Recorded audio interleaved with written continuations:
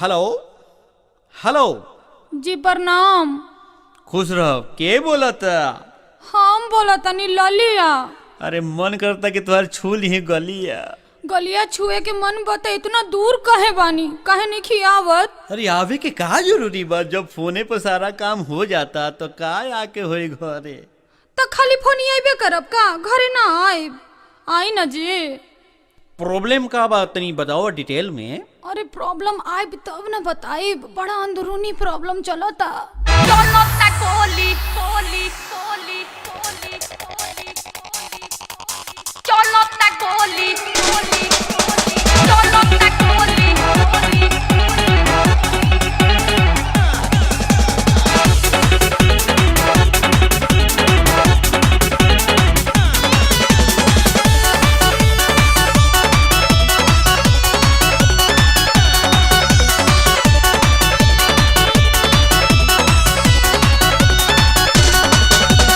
उठेला लहर दिने दुपहर होता जवानी जियाना।